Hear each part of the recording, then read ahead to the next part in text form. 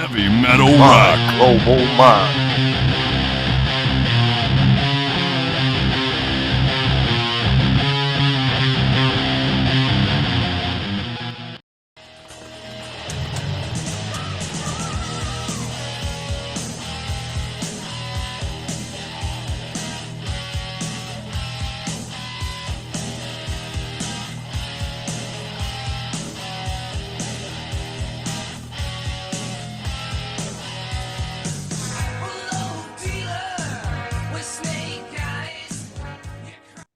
I'm Robert Cavuto, and today on My Global Mind, we are speaking with Stephen Pearcy of RATT.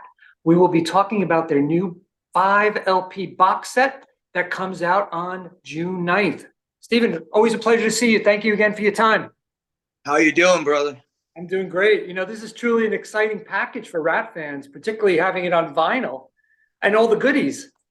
Yeah, like this. I actually have one opened here. It's actually pretty hip. You know, I got to tell you, I don't even think BMG and them knew that it was the 40th year anniversary of the band this year. If you're starting with the EP, otherwise for Cellar. But anyway, that being number one, and number two, we've never really had a box set. And everybody kind of got involved. I mean, you can't get us involved to do business, but you can get us involved to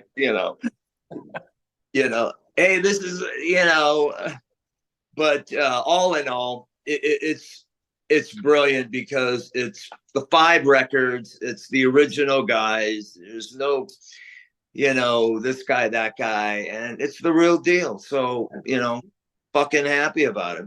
Yep. We've spoken many times. I've met you so many times at concerts. RATT is truly a global phenomenon. Can you explain a little bit how that music transcends to so many people, to so many cultures around the world in a positive manner for the last 40 years? The biggest regret I have for this band is that taken abroad when it should have been. Metallica made the smart move, possibly even Bon Jovi and them. But, hit these other countries and develop. I really wish we did, because we have so many fans in like Argentina and in Europe, the Netherlands. And I mean, Christy does homework. We know where records are selling. We know, what activity is all over the planet, Right. And so that's my only regret. But as far as, what you addressed, I just think because of the 80s, and it was so new, refreshing, exciting, and dangerous, and just all around way fucking cool, we hit a nerve, and what's interesting, pardon the pun, what comes around goes around. Smack, you're getting it again, almost bigger than ever. And so that's a telltale sign of the impact a lot of us made, during that scene. So I would, there's your, response. Your Hollywood Sunset Strip buddy bands, that you were all friends with coming along, were not putting out the volume of albums that you guys did. And with the amount of hits, 1984, 1985, 1986. I mean, you guys were releasing albums every year with monster hits. I mean, that catapulted you to success. I gotta, it wasn't without a price, my friend. Really? If the band would have really, you live and learn. I'm out right now with my Sunset Strip experience, embracing the 80s and what I created and what we accomplished, and because hey, it's going to be the end of the era of an era real soon. A lot of bands are pulling out. Kicks recently, Van Halen. So all we did was do our best. We had no competition. I mean, RATT was its own entity. We were actually the last band to get signed in LA, even though when Quiet Riot, whoopity whoop.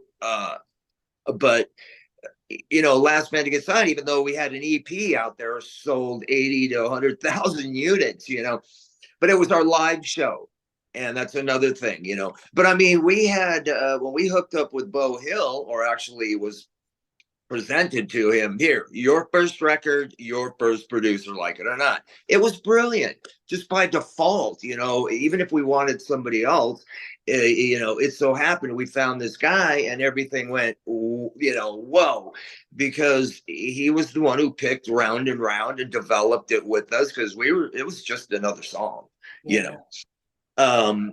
But man, he cracked a whip. That label cracked a whip. Once we hit the road, we did not come back for a long time. And that was a big mistake. We should have had time off, because we did have a bit of a break for Reach. And that's because, internal, external, this ternal, nocturnal. Yeah, right. But we had a break there because we wanted to switch things up. Oh, let's get another producer for Reach, and it fell on its ass, Yeah. And so, and hey, I like-minded. I knew something was wrong there. And then, we put out Detonator, and then we just do the best you can, and that's all Rat did. And I would put us up against anybody, because back in the day, and even as I present myself and my legacy, I'm taking names. I just do what I do. I could give a shit about anybody else, what they're doing, who's opening, who's closing, who's this. Yeah. I just go out there and tell the world. Life's too short for that. But it is brilliant, and I really do like it, because it is our first box set, and it's kind of groovy. It's got all these things in there, a pick, and you're a wanted man. Great stuff. Yeah. It's all cool. So hey, I'm happy to say, here, this is our real true legacy, this box set. And on the heels of this, there's going to be a surprise, but I ain't telling you. Oh. But there, yeah, right. But what ended up going in here was this. Besides a pass and picks and things, is this. Nobody rides for free, which I think is pretty cool. Yes. And there's the pick. So nice. And it's got all kinds of groovy stuff in there, but that's a cool package. Yeah, the only thing they didn't put in there was a whistle and a bell.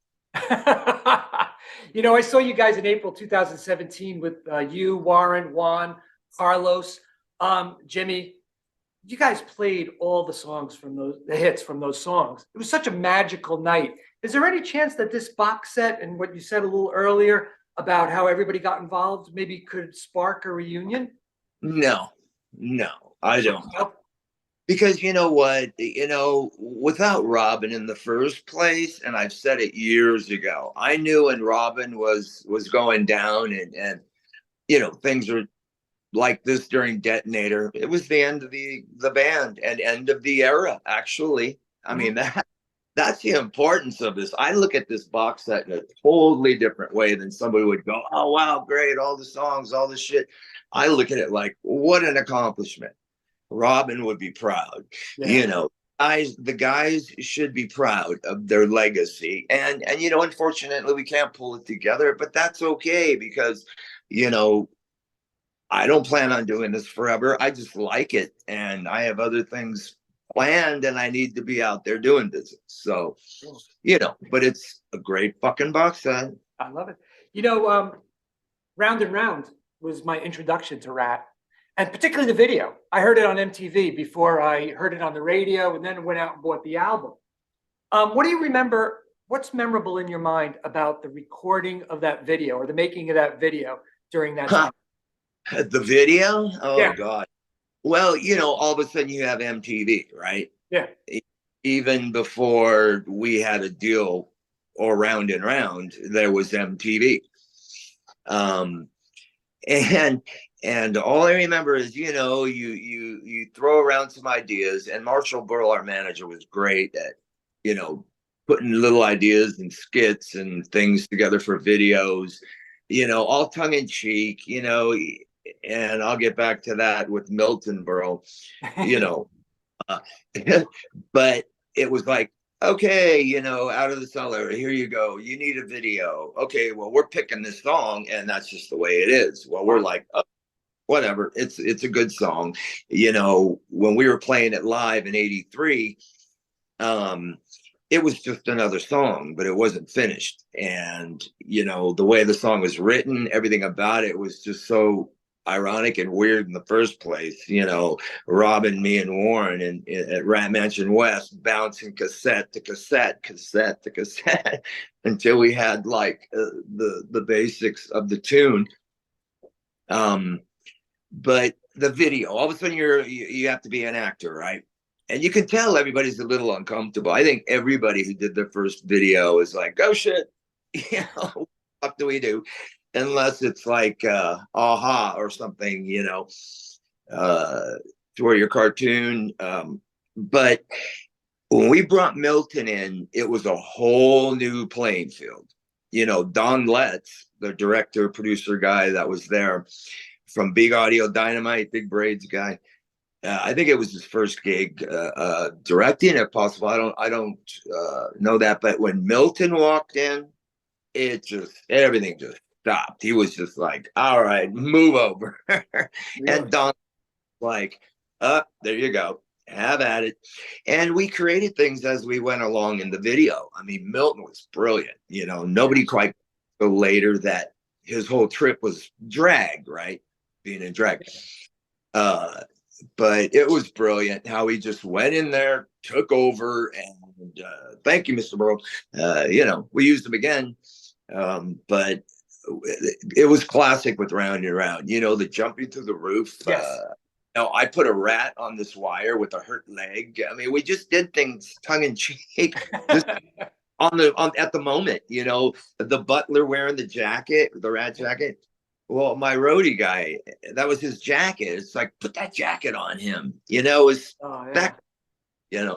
So being our first video, I think we hit a nerve with that too, because it was kind of fun, weird, and you saw the band performing, jumping around a little bit. And, so it was an experience, I gotta tell you. It was a great video. I love that video. I love the song. It's tremendous. I've spoken to you in the past. I've spoken to Juan in the past.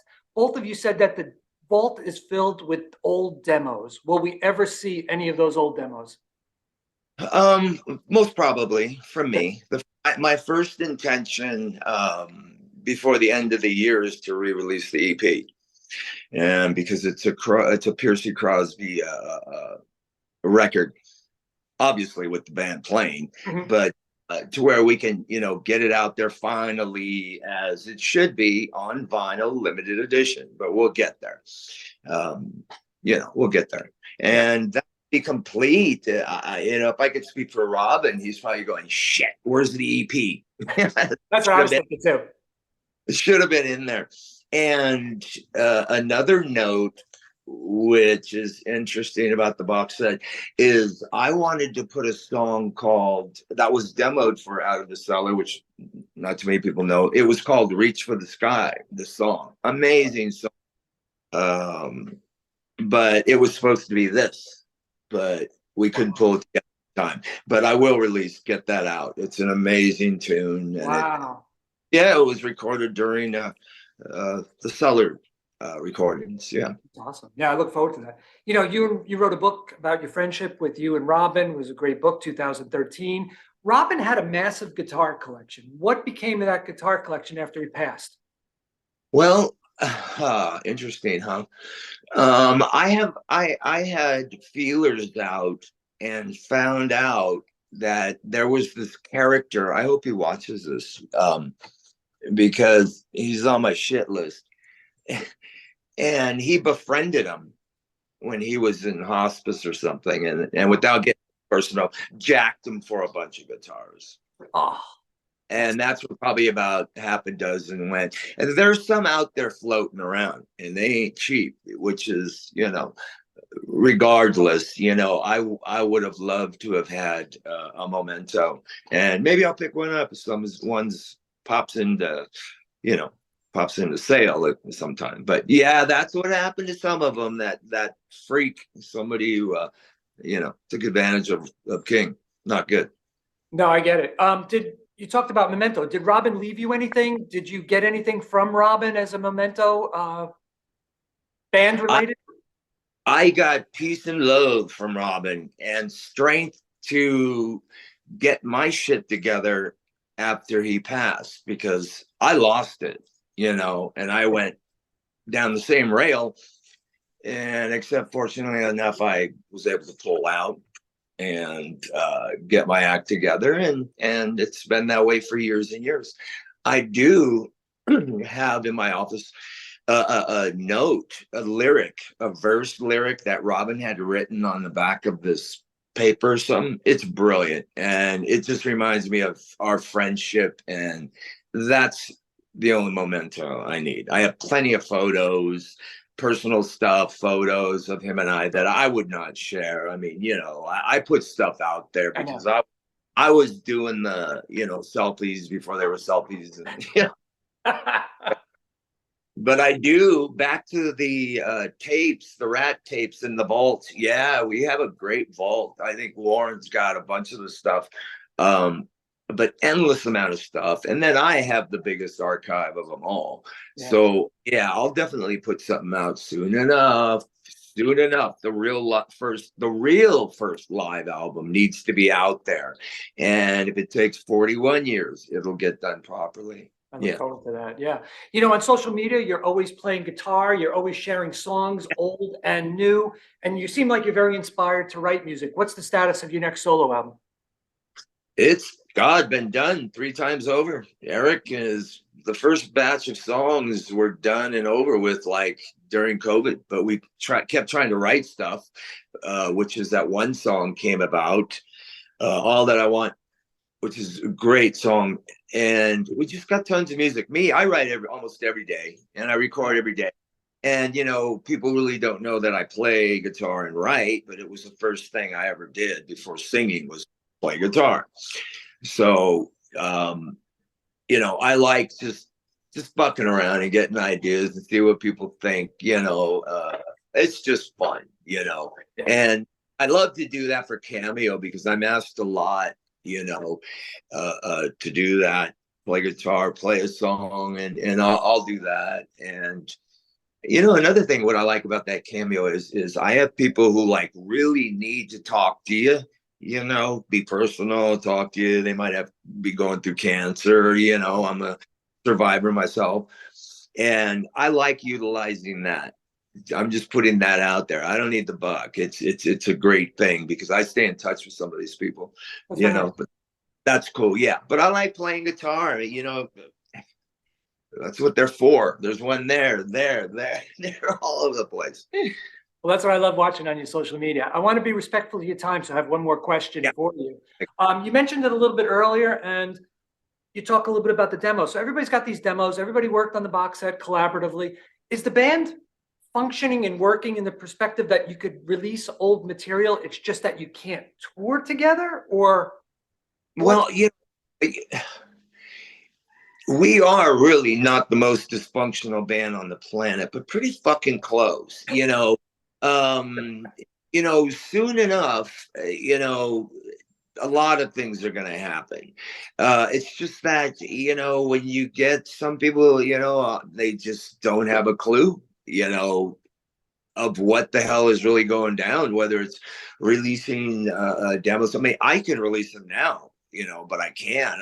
I just don't want to, but I have plenty of great early Rat stuff with Jake and, even far back as Jake, Chris from Mickey Rat. My stuff goes back to 1978, and so I've got some good stuff and it'll get out there. There's no problem with releasing it. It's just not the right time.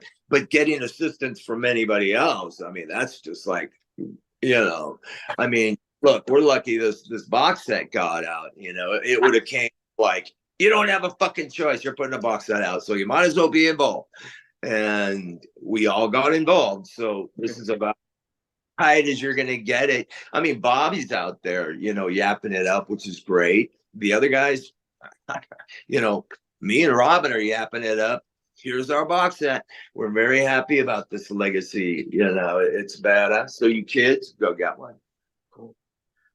Stephen, I want to thank you so much. And when you guys come to New York, New Jersey, I'm going to come and see you for the Sunset Strip experience. So thank you so much for your time. Always a pleasure. I appreciate it, my friend. Thank you. Bye-bye.